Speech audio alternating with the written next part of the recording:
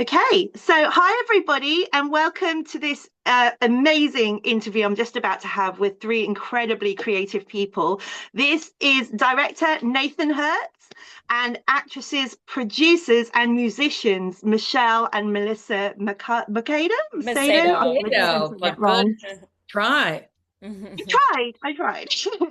And they are intrinsically involved in possibly one of my favorite body horror comedy, dark comedy films of recent times, Thinestra.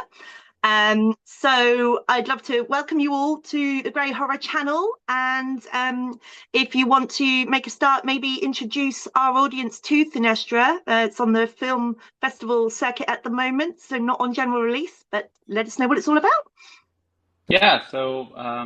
Thinestra is a film about a young woman who decides to take a weight loss medication, not dissimilar to Ozempic, Wegovy, the new class of GLP-1 drugs. And all the weight that she loses comes back as a kind of Jekyll and Hyde type doppelganger. And Mm. it's the physical manifestation of a binge state of pure hunger. And that's the Mm. driving force for the horror elements in the second and third act of the film. So Of which there that's are plenty. Yes. yeah. Um, Wonderful. it's uh it's a really personal movie. I've struggled with weight and body image my entire life, as have so Mm. many people. And what I noticed was that in a general sense, is this movement for everyone to just love their bodies. And a lot of people who want to lose weight don't, and yet they're told that they have to. So they're sort of put in a position of not having any identity in society. It's like I either need to love myself for, my figure and who I am, or I need to change, right?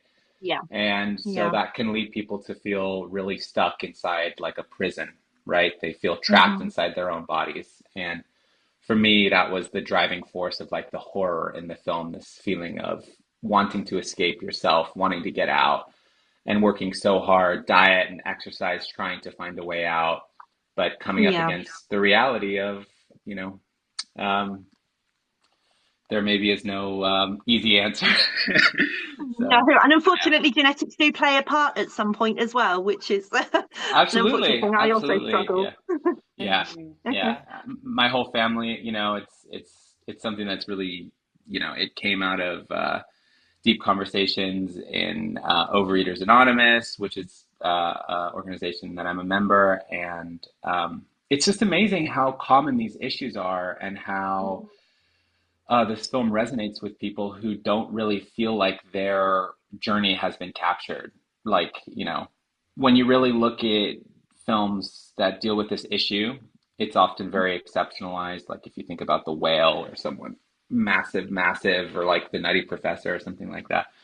It's these extreme depictions, and you could even say like the substance is quite an extreme. She's like a celebrity, and she's, it's very heightened. So I think Melissa, Michelle, and I set out to make a film which was like about the everyday struggle, like the personal, hidden everyday struggle. Mm.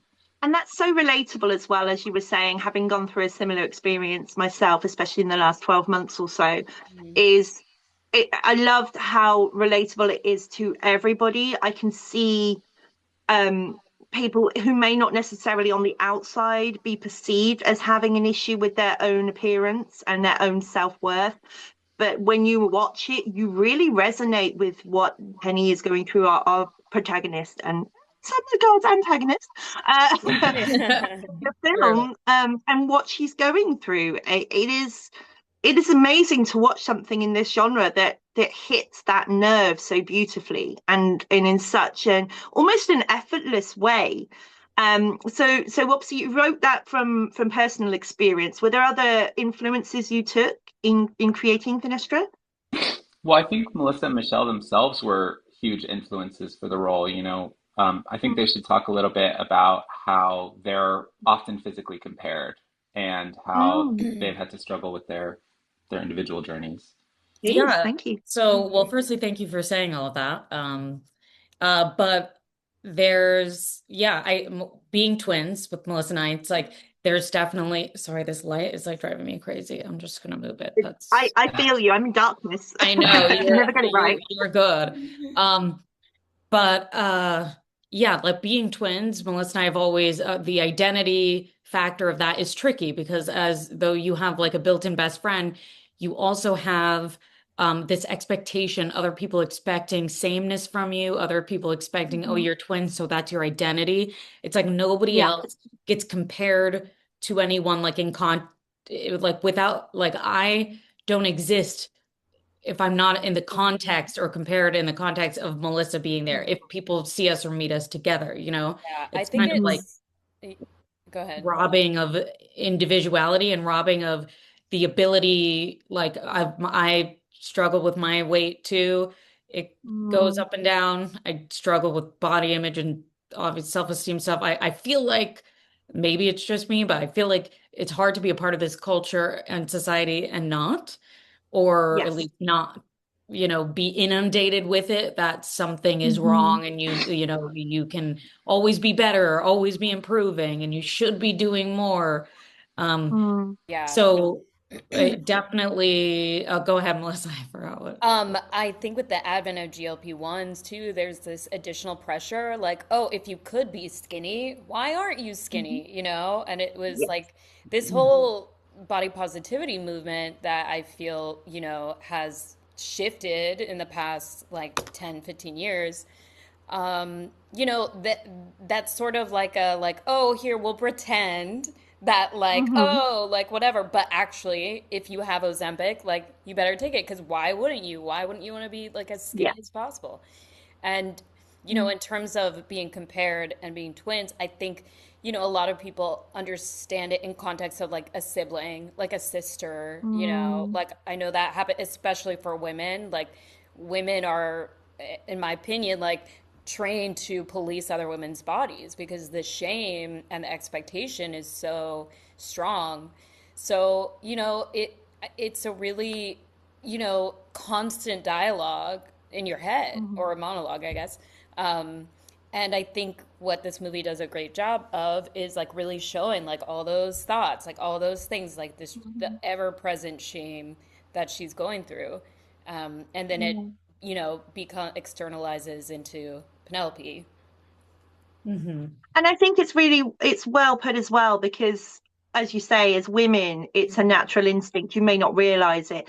And that's something to be said as well. That we may not in our heads think, oh my goodness, I'm judging whoever I'm just seeing because Yeah, they're wearing a certain thing that may look frumpy or whatever it is. yeah, But actually in your head you're doing it without even realizing it. And that's a very key totally. point to raise there as well. Yeah, Yeah, totally. I don't know if men do that as well, but certainly as women, I feel that, You know, and I feel I really awful when I judge someone. It's not in my wheelhouse. I'm not that person, but you Right. do it. You I just, think yeah, it's ingrained. oftentimes women are surprised to learn like actually how much men do that too, and Mm, actually how much insecurity men also have around their own yeah. bodies. Um, but that's not to take away from the very specific pressures that are put on women culturally, which are definitely there, which Hmm. men don't have to deal with. But yeah. Hmm. Yeah, For no, sure. it's definitely very universal. I feel like with many people with this film, a lot of the people who come up and say something afterwards are men or are, Mm, any gender, because it's like no matter what, we all know in our heads what we think of as the ideal body type, or yeah. and usually it's just what you're not.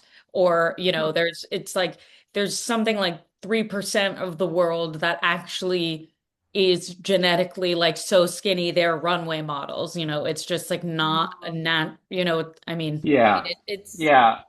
You everyone know, is. what I was thinking about too is like, because I just watched that FX show Beauty, oh yes, I and want to see there that. have been a lot of films and shows recently about this subject of like body transformation.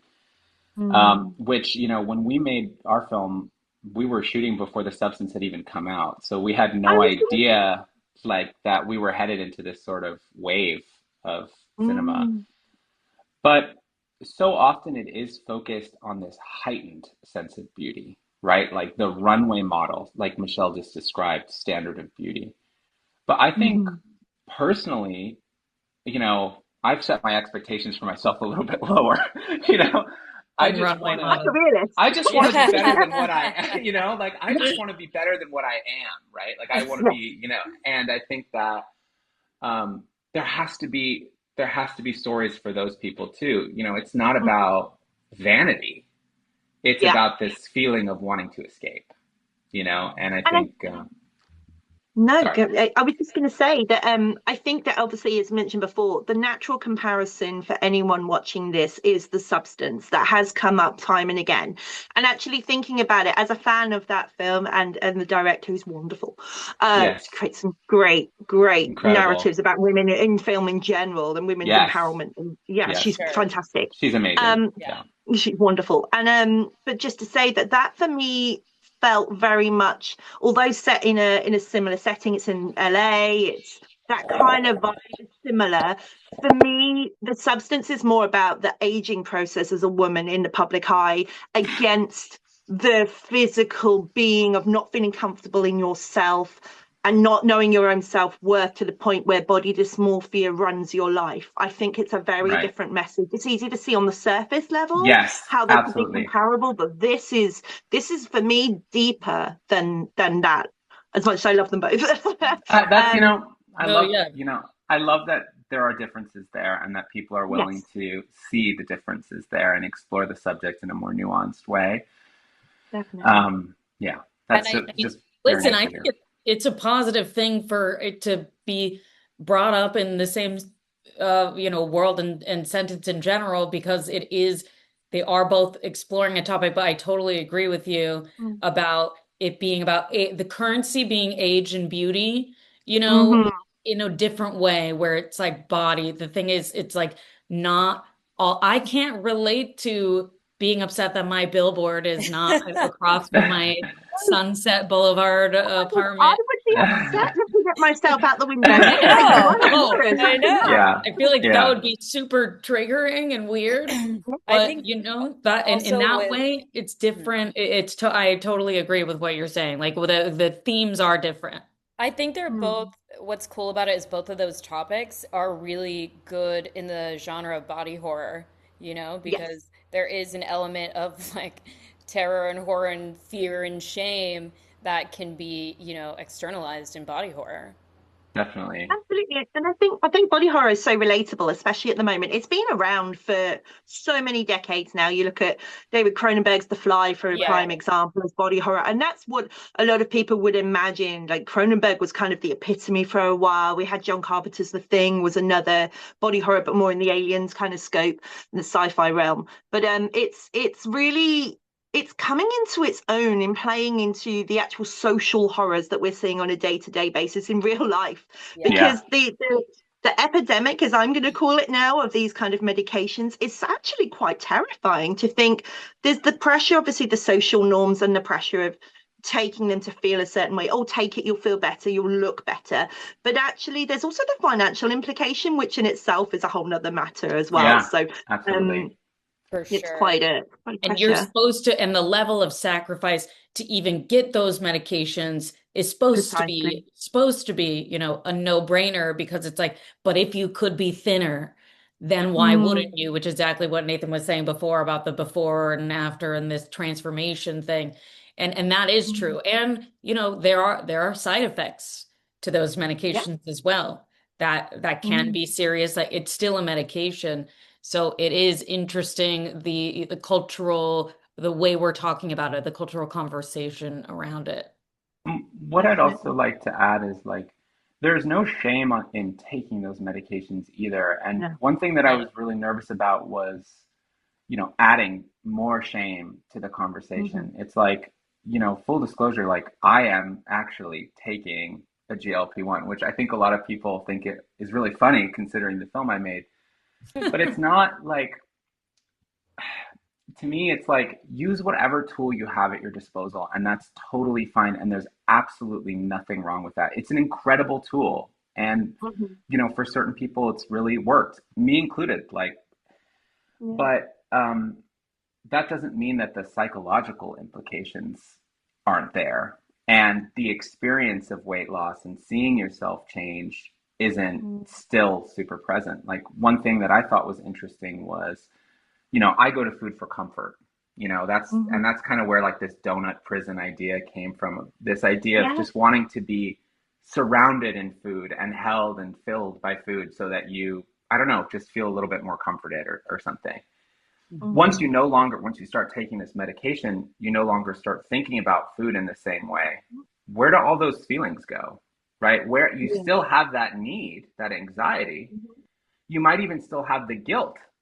Like you may feel like you already had a meal and you're so used to feeling shame or associating the feeling of shame with fullness that a lot of people experience these kind of like phantom emotional side effects to these medications, which I think it's incredibly interesting to explore. And so many people like myself are taking these drugs. It's like, there needs to be a conversation about it. Right now, it exists, but it's kind of in these like deep Reddit threads, like it's nice that I feel like have a, something we can go. And I think that will come more to the foreground as more legislation and things come in. There's already talks about that kind of thing, certainly in the UK, about limiting the access, although it's on prescription. The means by which you can get it are quite lucid. To say the least. So it's definitely a conversation. So I wonder if that will actually come to the foreground in the next 12 to 18 months and see what the landscape is. It'll be quite interesting to revisit this in that era. I'm really excited to see what happens in, even 5 years and see what the scope is. It's And then you actually mentioned about the donuts. So I was going to bring up about the iconography in this, because I am a comfort eater, but it's more boredom. Like because I consume a lot of content given what I do, so obviously your natural inclination is you have to keep your hands busy, but you want to focus on the film, so you're not going to doom scroll. So it's snacking, it's that, and I felt that in every pore of this film. Like obviously you mentioned there's wonderful scenes for those who haven't seen it where our character is crawling through a tunnel of like glazed donuts, and you can feel it oozing. It's almost like you can feel it sticking on your hands as she's crawling. And there's I wonder as well, is there something in the eyes of the character, her psyche, her doppelganger? It looked like a glazed donut. Like I looked at it and I had to go back. I was like, did I just see? One of very few people who actually noticed that. Melissa, you should talk about that. Because I was hungry watching this, and then I saw the horror, and now I'm not hungry. I know, right? But I know. It was, I thought maybe I'm imagining like Homer. I was like, no. That's so. I can't even tell you. Great, Melissa, you need to talk about these custom contact lenses. I mean, yes, okay, please, because I want some. It's great. There was this amazing guy who made custom contact lenses. Nathan, do you remember his name? I don't remember his name. I don't remember the name of the company. I designed the image in Photoshop, and then I sent them to this company that make, we could only afford like one pair. So really? Well done. So it was very much like, they were so cool up close. They were glazed donuts. And so we would play with that whenever I would be Penelope is when I would wear the glazed donuts contacts. But I thought it was a really, really cool addition. And there's small things like that throughout the movie.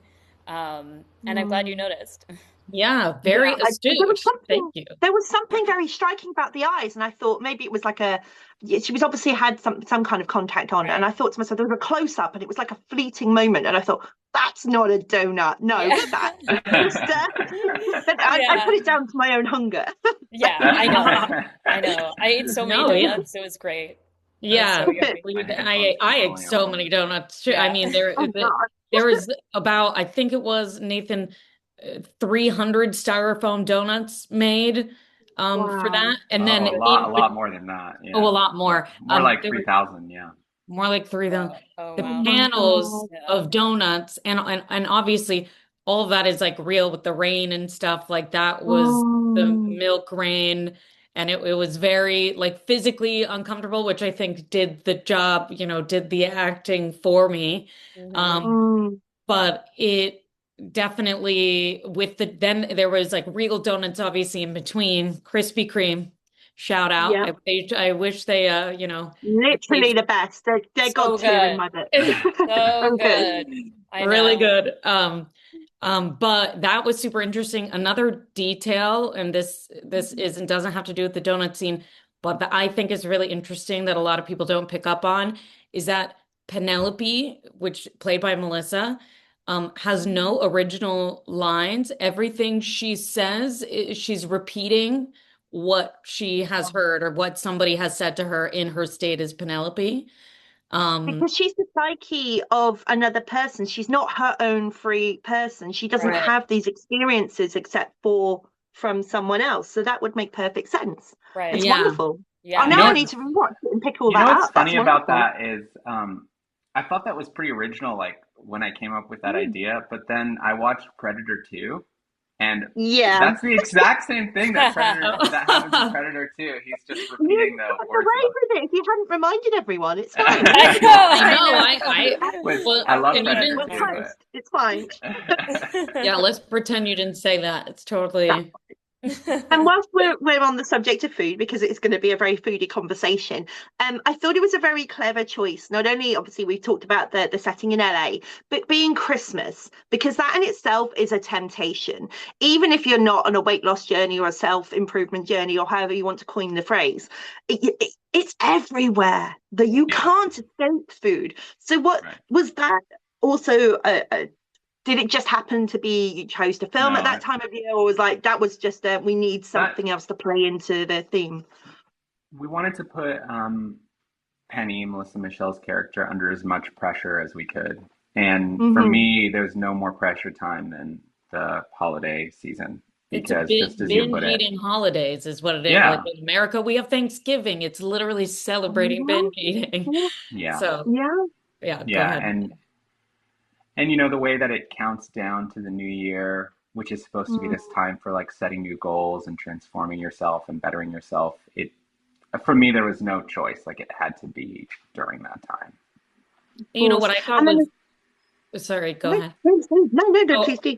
but what I thought was interesting about it being in LA as well is like a lot of people, and obviously in film and movies and stuff, we are used to seeing like a white Christmas, which is something we don't have in LA. We Mm. don't have snow. So the juxtaposition of the reality versus the idea of what it should be, it kind of Mm-hmm. like played into that as well, that I thought was really cool. It's that in LA, I mean, it's still Christmas. We all decorate like it is. We put like cotton ball things to make it look like snow, but it's all, it's all not what it seems and what it looks like. So I thought the juxtaposition of that was really cool. And it's like, so it's super hot. Like this last Yeah. Christmas, it was like 75 degrees on Christmas. Mhm. Wow. So Yeah, it's it's awesome. yeah, sorry, we're the only country that does Fahrenheit. I don't Yeah, know I what know. that I is. No, know, no, right? I don't. Yeah, I couldn't work it out. Probably around. I'm not even going to take a stab at that because Yeah, someone will come in with I know, I politics don't and be know. it's like, like "No, a you're wrong." perfect time. Yeah, It's a yeah, perfect day. It's like just yeah. a Yeah. you know and Wow. so and yeah, we have that. So I thought it was cool because there's kind of, in my opinion, growing up here, there's like no place like LA during the holidays, that Mm. has that thing. So I think it helps raise the internal conflict within her as well. Definitely. And Anyway. I think also Absolutely. there's the added pressure as well with family, and the maternal role in this is quite a harrowing watch. Yeah. Not in terms of she's not a vicious parent by any respects, Right. but the way in which she delivers what she's saying to Penny is awful. Like Mm, it Mhm. is a hard watch. Yeah. So I Mm. mean that's added pressure. And then you take in, of course, the time of year. So I can, Mhm. yeah, yeah. wow. It Yeah. was Yeah. quite I difficult mean, there as well. it's interesting, right? Because we also inherit whatever our parents think of their bodies and what they're saying to Hmm. you about your body. And it's kind of Right. like inescapable. Like you can become aware of it and try and change that pattern of thinking. But their family is so much a part of the holidays, you know? So Hmm. on top of the food, it's like there's also that additional I pressure. think like also growing up as a girl, like you hear the way your mom talks about her own body, and it's like, and you're, at the time you're like, well, that's what I should do because that's how you talk about your own body. And Hmm. then you're like, oh my God, I would never say that to a friend. Like if I said that out loud to a friend or something, that would be, Yeah. horrible. And then, and it makes me sad for for everyone, for all women and all of our Exactly. moms, you know? Yeah, exactly. Yeah. Okay. So I'm going to move it away from food because I'm now hungry. I I I know. had all know. this again. Oh my goodness. So, what was it about the script that drew both of you to these parts? Because I'm intrigued. I looked you up. I haven't come across your music, unfortunately. I'm in a Yeah. different genre. Yeah, of But course. openly saying. But Mhm. looking at your past, I see one of you is in VHS 99. I'm a big fan of the Yes. franchise. Oh Yeah, yeah. yes, I You am. Yeah. and that rock star segment, oh my God, that's me all day. So I was Yeah. here for that. But Yeah, what was so it that cool. actually was what was it that drew you into this horror film predominantly? I know there's a dark comedy element, of course, which we'll get Right. into, but Well, I think there was a really cool opportunity there for twins. Um, yeah. because a lot of times, I mean, this one's sort of different because we're not actually representing twins. We're representing Mm, a version of the same person. yeah. So I thought that was a really cool chance to like create these different but similar characters. Yeah. And I am always a proponent for like doing creative twin roles. I think it's Mhm. great. But yeah, that really drew us. And, you know, the body dysmorphia, the food, the disordered Mm, eating. I think that's something we can relate to, all of us, really well. And I mm, loved that story that it was telling and how honest and true it felt. Yeah, and being in definitely. LA, I mean, it's everywhere. And I know, there were some actors that were considered for the role that did not want to go there in terms of emotionally because Mhm. it is so, dark and triggering and stuff. And so I think I feel very lucky that we were able to do that. And, a lot of times the twin roles we audition for just are the idea of twins. Yes. Yeah. So I like that. And then, some of them it's like, oh, well, we're just actually choosing one person to play twins or whatever. So I Mm. like Yeah, that Mm. this is, I know, we're, twin Well, yeah. twin representation. That's that's what I'm saying. It But it's needs a nice to. it's an Mhm. interesting twist on that, as you say. Like I love the idea of actually having the choice of having twins in the film to represent two sides of the coin effectively as against Mhm. one. Yeah, right. Yeah, But it brings that fresh new element. Although you are forever going to be bound to each other and compared to each other, Right. you are your own individual. You bring Yeah, your own performance right, to it, which I totally. right. love. Totally. I Yeah. also want to say you have come across our music because some of it is in the movie. Oh, yeah. Um, Well, there we Mhm. go. My mind is blown. I am so sorry. no, no, No, More no. don't be sorry. research. That's good. Don't be No, no, we sorry. did. We came out with a creepy Christmas EP that supports the movie, and then in uh it's like basically just our dark takes on Christmas songs. So Classic Christmas there's songs. Jingle Bells that's like at the beginning of the movie. That's us and stuff. So I yeah, tweaked that and I was like, I need to look that up later. So Yeah, there yeah. you thank you. go. That's if it's Now on you know. Spotify, I'm all going to be all over it now. Yes, it That's Yeah, is. it. it Yes, it is. is. It is. Everyone Absolutely. really needs to listen to that EP because it will blow your mind. Like it is such an incredible collection of music that Melissa Michelle made. Like Oh, really, thank like you. everyone Thank needs to Wonderful. hear you. it. I'll link it in the description for Awesome. everybody as well, so Oh everyone yeah, can check it out. Thank you. amazing. And then just speaking about obviously checking this out, it's out on the independent film festival circuit, and you had your premiere at Rain Dance last year. How was that? Obviously a world premiere as well, no less. And for an Mhm. independent filmmaker at such a large stage, the pressure must have been something else. How did you find the whole experience? It was amazing. It was amazing. They took such great care of us. We oversold our first screening, so they added another screening for us. Yeah. And it was just an incredible environment, I think. You know, it was funny for me because it is where I went to school. And so I had old professors and classmates who could kind of come and see it, and we all got together. And so it felt like this, I don't know, really, it was just a magical, beautiful time. Yeah, it was incredible. Lovely. Yeah, a Yeah. lot of people came out to support Nathan, a Mhm. lot of his friends, and obviously therefore us. And that was really exciting that we got a second screening added. I mean, we love London in general, but it's also very refreshing to see a film festival that actually supports independent films, you know? Because Yeah. sometimes Yes. like you go to festivals and they're amazing and then you're like and then and then you see a film that, you know, it's like Nicole Kidman is in, which is like, you know, great and could be Mhm. indie and all that, but you know, it's nice to see them elevating real Truly independent independent. Yeah. Yeah. cinema At that and all, level. Yeah. Yeah. yeah. Yeah.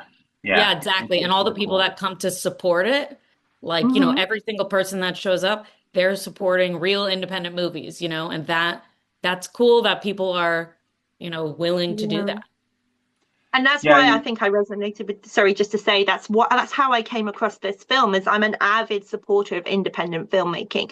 And I will keep saying it till I'm blue in the face and pass out. But like generally, without the creativity of that grassroots filmmaking, you don't have the studio restraints. Okay, you don't have the joys of the budgets and the production Yeah. value you may want in your head and go, I'd love to put a helicopter scene in this, but you can't afford it because of your budget. But you know, Yeah. it's you get such a wealth of different style of filmmaking. The creativity is absolutely otherworldly. And I spend a lot of time at independent film festivals. And it was really lovely to see that this had premiered at Raindance, which is a huge festival, of course, in this country. But to see independent filmmaking coming more into the foreground, especially since COVID, with the changing in studios and everything, especially in the US, it's a breath of fresh air and much needed in this genre. It's No. yeah, it's Yeah. needed, and we're drowning in sequels and I remakes, know. No, and I and know. I reboots need Crazy. fresh and ideas. I Yeah, know. Yeah. yeah, they're in the there. world. They're Honestly. so there, you know, and because of journalists like you who actually support independent films, like then there's a platform for it. So it's like all a cycle Mhm. to just keep supporting it. And the ideas are there, the people are there that are more than willing. You know, everybody on set worked so hard to make this a reality. It's Mm. like the three of us are here representing it, but so many people, you know, were there that showed Mm. up every day behind the scenes that, you know, and so yeah, it's really cool and we appreciate journalists like you. Hmm. Too. I'm not. Very I'm much. honestly not a journalist. I'm just a girl who watches film who fell into Instagram. I literally just fell about. I There's think That, that no counts happening. that I still. think that counts. counts. That Yeah, I that think counts. that definitely counts. That counts. I'll take it. counts. I'll put it on my CV now. Yeah, right. Exactly. Just use the quote that if you're a Yeah, journalist, yeah. I'll you quote can you. quote me. I'll send them your way. Yeah, Great. perfect. Yeah. I'll let everybody know. Wonderful. Thank you. And is there anything else you would like to tell people about Thinestra as a whole, as an experience, or where we have plans for releasing it, perhaps? I always like to ask this question, especially with indie films. When can people get their hands on it? So, yeah, I think this is the first interview we've had where I can really actually give you some solid information on Okay, that. I'm ready. Exclusive. So, Let's go. the film is going to release, it's going to have a theatrical run and be available for viewing mid-April. So, people won't have to wait too long now. And then And is that a US, sorry, is that a US theatrical that's run or international? That's going to be US, but there's going to be a European run through HBO Max, which will follow the US distribution release. So just Okay. follow us on Instagram and on social media, and you Mhm. better be sure we're going to let you know when it's going to be available to watch. We'll So post as Oh, well. yeah. amazing. I So can't wait to get my hands on a physical copy of this film because it will be burned to a crisp. I will be Oh, watching it oh, tonight. I that's love thank Amazing. it. I you. know. I can't wait Wonderful. to I design the also want Blu-ray. to throw out there that there are a few more festivals. For example, the Buenos Aires International Film Festival, it's playing. So anyone in Argentina, or if anybody's going to be there, head over there. Mhm. And then the Cleveland Film Festival as well. So Oh, Cool. nice. yeah, Nice. yeah, yeah. Yeah. Fantastic. Well, I'm keeping an eye on that because I do like to cover some festivals where possible remotely. So you never Yeah. know. You Oh, might see me Yeah. pop cool. up again. Yeah, Oh, cool. awesome. Great. Yeah. And then I have a couple of other questions that aren't related to Thinestra. So before we move on, was there anything else you wanted to say about the film? No, I think that's it, right? Yeah, Yeah, Yeah. yeah, yeah. Yeah, I mean, fantastic. anyone can reach out to any of us online with questions. Like, Yeah. I'm happy to talk about like the filmmaking aspects of it, or if anyone wants to know anything, just reach out. Amazing. Thank you so much. Okay, so obviously I am intrinsically involved in the horror genre. It is in my logo. It's everything that I am. Ooh, that sounds quite soulless. In this genre, everyone has a favorite film or at least a favorite franchise. What are your standouts? Ooh. You know, a movie that has really stuck with me that I saw this year was The Ugly Stepsister. Oh, so good. Have you seen that? Have you seen that? Yeah. Oh my God. Yeah. I loved it. It like, you know, it blew my mind and I was like, this is exactly the kind of body horror that with a message that Mm-hmm. is so cool. So The Ugly Stepsister is my most recent pick. So I think everyone should see it. Wonderful. Nathan. I mean, it sounds quite basic, but I love Cronenberg, and I fell in love with those body horror films growing up. So I always mention The Fly, but more recently, there was a film called Fresh, which Yes. I thought was Such a cool film. just an incredible film, and kind of it wasn't underrated because I think it actually performed quite well, but I think a lot of people still haven't seen it, and I think I it's think it genius. was blown under the radar because the It way did. it's set up is so wonderful. You think it's a Exactly. rom-com I with a know. meet cute, and then Yeah. whoa, hello, we've got a twist. Yeah. So I love that It's first scene. Oh my God, it's so good. to wonderful. me, Barbarian and Fresh are Oh like, they both Mm. achieved that tonal shift. Oh, Oh, you're mute. yeah, accidentally. Sorry, these things keep falling out of my ears. They're the wrong shape for my ear holes. But yeah, I would call those films out for sure. Wonderful. I'm gonna Yeah. Yeah. God, I know it's just copy Michelle, but I love The Ugly Stepsister. It was just incredible. And I'm trying to think of a horror film before that's what I'm gonna say. The Ugly Stepsister. wonderful. Yeah. Okay. And I just have one final question that I like to round off everything with, and it catches people, but I'm going to throw it out there. hmm You are building a double feature in your local theatre, and it's Thinestra. What is your choice of second film? It could be a personal favourite, something that matches it thematically. What else are you screening with this film? Whoa, that's The a Nutty hard question. Professor. Oh. Yes. Absolutely, no question. Oh, That movie wonderful. has so much heart and so Yeah. much, I mean, to me, and it deals with the issues with so much levity and fun and joy and silliness. Like, I think that movie's incredible. And I think I it would think be maybe you could. hilarious to see both of those movies back to back. I mean, like, I think perfect. you need it. I think you need that after Thinestra Yeah. as a Yeah, palate it has to be cleanser. after, You I need think Palate so. something to send cleanser. them home, like, oh, it's Yeah. Exactly. okay. Exactly. So funny. Yes. Definitely. I mean, I have to say The Ugly Stepsister because I think it's totally I mean, it would be a lot for Right. the audience. Like I know something lighter might be like more fun, but Oh, we're here for it. That's Yeah. yeah, fine. We love it. yeah. I actually think, Nathan, now that you brought it up, I think Fresh would be a really cool one to do a double feature on. I Yeah. think that would be because That's Fresh wonderful. also has like this comedy aspect to it, this like Mhm. lightness, but is a very serious subject. So yeah, Mm. we should And the do best that, friend guys. in Fresh is that comic relief. Oh She's my that God, girl yeah. you all want in your back pocket. If something goes wrong, Yes. she's Googling where you are every Yeah. moment and making Yeah. sure you're safe. Like, get home safe, girl. We all Yeah. need a Yeah. best friend Ooh, like that. you know what would be a Totally. great Totally. movie that not enough people have seen is a film called Babette's Feast. Have you ever seen Babette's Oh, Feast? wait, yeah, Babette's Feast, and like, yes. From like the It's 90s, it's about maybe no, older. it's way before then. It's an Oh, old movie. The premise, I saw it when I was very young. Like the premise is like I think it's a French woman goes to this small sort of very conservative religious town, and she's moved there and she's quite hopeful about her new place, but all her neighbors are just miserable curmudgeons. And so Mm. she decides to win all of everyone over with food. And so Mhm. most of the movie is her preparing this feast and sourcing the ingredients, and then she invites the whole town over, and these people who had these very bristly exteriors just sort of melt and become these like gushy love bugs, and they all like have this like amazing meal together, and I think it would be quite funny to play alongside Thinestra. Like, Oh, that's interesting. Yeah. Wait, yeah, sorry. I'm definitely putting that on my watch list. That you sounds should. amazing. It's an amazing. It's not horror, but it's So amazing. maybe Yeah. like Water for Chocolate I was too. just gonna say like Water Yeah, for like Water Chocolate for would be Chocolate. the Yeah. double feature. Maybe it You would be want to like really disgust people with food and then like give And them really- something really to. Mhm. We know you've almost been sick, but come and eat. Exactly. Wonderful. Well, Yeah. thank you all again for taking Thank the time to you. discuss everything Thinestra with me. Guys, don't forget you can follow them all on socials. I will plug everything in the comments and the description below. Thank you again, Nathan, Michelle, and Melissa. You've all been wonderful, and it's an absolute joy to watch.